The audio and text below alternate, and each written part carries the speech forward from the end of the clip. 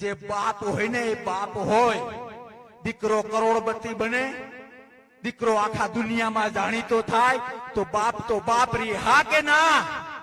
એમ વાતો કરવી હોય તો ઘણી બધી થઈ શકે, પણ જો આમ આદમી પાર્ટીની વાત કરું તો ભાજપને કાયદેસરનો ડર લાગે છે. કાયદેસરનો ડર લાગે છે કે 27 ની ચૂંટણીમાં દોરું થઈ જશે.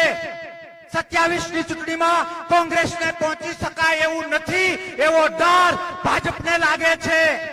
ખેડૂતોમાં, આદિવાસીઓમાં અને ગુજરાતના ખૂણે ખૂણે ભાજપ માટે જે નારાજગી છે એ નારાજગીથી ભાજપ પરિચિત છે કે દોરું થઈ જશે, નહીં ભેગું થાય, કોંગ્રેસ સરકાર બનાવશે, આપણે ક્યાંય મોઢું બતાવવા જેવા નહીં રહીએ ને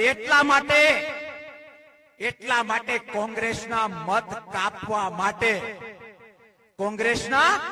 કાપવા માટે આમ આદમી પાર્ટીને પ્રમોટ કરે છે. આમ આદમી પાર્ટીને પ્રમોટ કરે છે.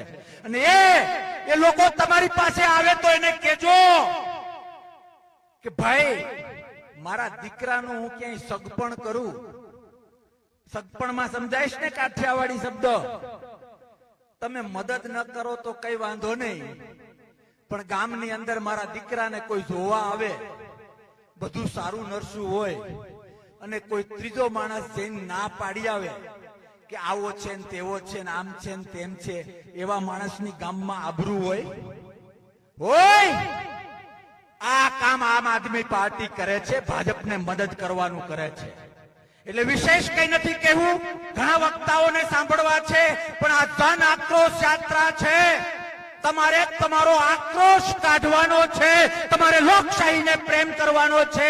અને જે ગામડે જ્યાંથી આવો છો ત્યાં વાત કરજો કે ભાજપ માત્ર એના સ્વાર્થ માટે વાતો કરે છે અને આમ આદમી પાર્ટી એ ભાજપનો હાથો બનીને કામ કરે છે.